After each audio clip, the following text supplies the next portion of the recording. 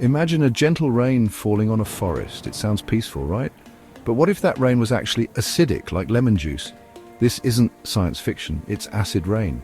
Acid rain is a serious environmental problem that affects large parts of the world. It happens when pollutants in the air, mainly from burning fossil fuels, mix with rainwater. This creates rain that is more acidic than normal. Acid rain doesn't always look or smell different from regular rain. This makes it even more dangerous, as its effects can be invisible at first. Over time, however, acid rain can cause significant damage to our environment and our health. The term acid rain was first used in 1872 by Robert Angus Smith, an English chemist. He noticed that rain in Manchester, England, a city undergoing the Industrial Revolution, was damaging buildings and plants.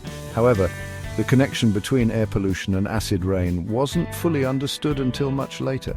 In the 1960s, scientists began to study the effects of acid rain on lakes and forests. They found that acid rain was making the water in lakes too acidic for fish to survive. It was also harming trees and other plants. These discoveries sparked public concern and led to more research on the causes and effects of acid rain.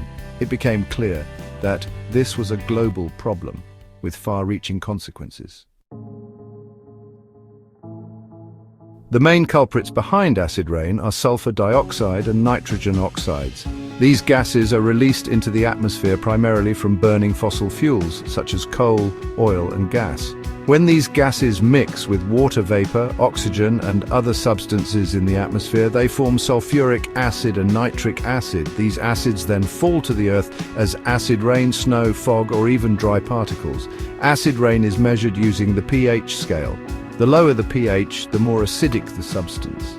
Normal rain has a pH of around 5.6. Acid rain, however, can have a pH as low as 4.3, which is about as acidic as orange juice.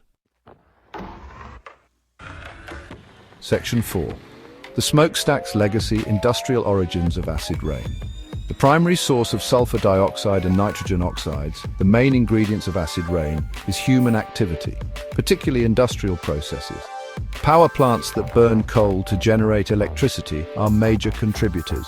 The burning of coal releases large amounts of sulfur dioxide into the air. Other industrial activities, such as manufacturing and oil refining, also release significant amounts of sulfur dioxide and nitrogen oxides. Vehicles, especially cars and trucks, are another major source of nitrogen oxides. While industrial emissions have decreased in many developed countries due to stricter regulations, developing nations are experiencing increased industrialization, leading to a rise in emissions. This highlights the global nature of the acid rain problem. Section 5. Nature's tears: impacts on ecosystems. Acid rain has a devastating impact on ecosystems. It acidifies lakes and streams, making the water toxic to fish, frogs, and other aquatic life. Many sensitive species cannot survive in water with a pH below 5. Forests are also victims of acid rain. The acidic precipitation leaches essential nutrients from the soil, making it difficult for trees to absorb the nourishment they need. This weakens the trees, making them more vulnerable to diseases, pests, and extreme weather conditions. Acid rain also damages buildings, monuments, and statues made from stone, metal, and other materials. The acidic precipitation corrodes these materials, leading to discoloration, erosion, and structural damage. Section 6. The human cost: acid rain and our health. While acid rain doesn't directly burn our skin, the gases that cause it, sulfur dioxide and nitrogen oxides, are harmful to human health. These gases can irritate the eyes, nose, and throat, and can cause respiratory problems such as asthma and bronchitis.